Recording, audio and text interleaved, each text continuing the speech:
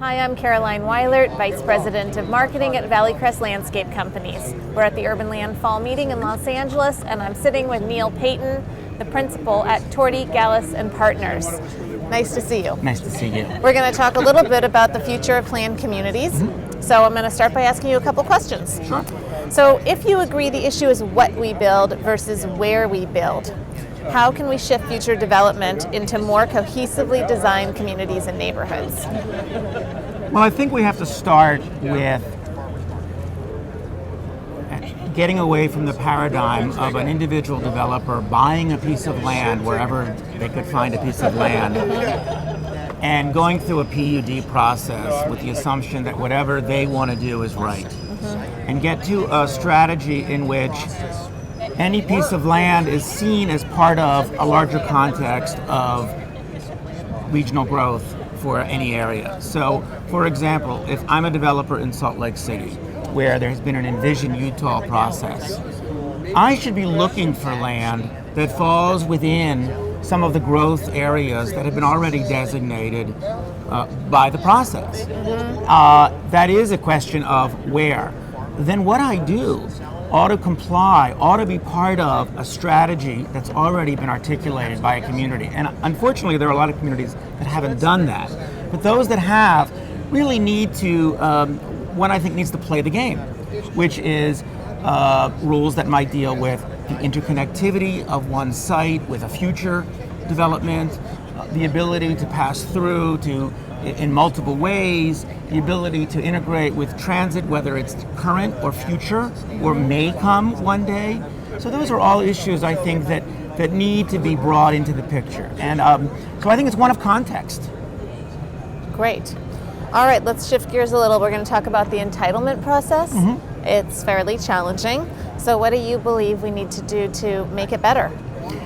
Well, I think we have to have a strategy to rationalize, let me say, the lawsuit process. And maybe it's because I'm here in California, and so I have a certain perspective that comes from that. And I recognize that this is not the situation everywhere. But for those places in which they have created a very rigorous entitlement process, and I don't know that any is more rigorous than California's. And for one who plays by the rules, there ought to be some certainty at the end of the process.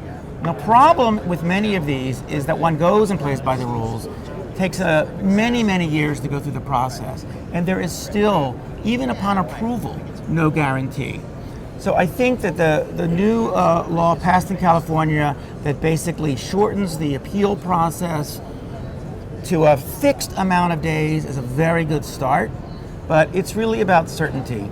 There's a rule, play by the rules. There's no guarantee you'll get it, but if you play by the rules, you'll at least have certainty, yes or no. Great.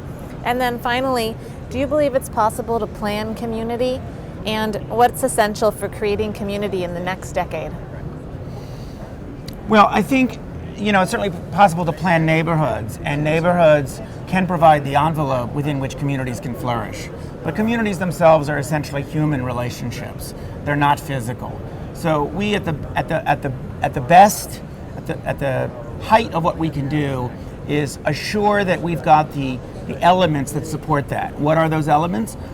Well, I think it's places in which people can feel comfortable outside of their home and have the kind of serendipitous or planned encounters that make a life a joy. Whether that is streets that they can walk down comfortably, safely, and joyfully, whether it's parks or playgrounds or plazas, some sort of public realm that people feel good about.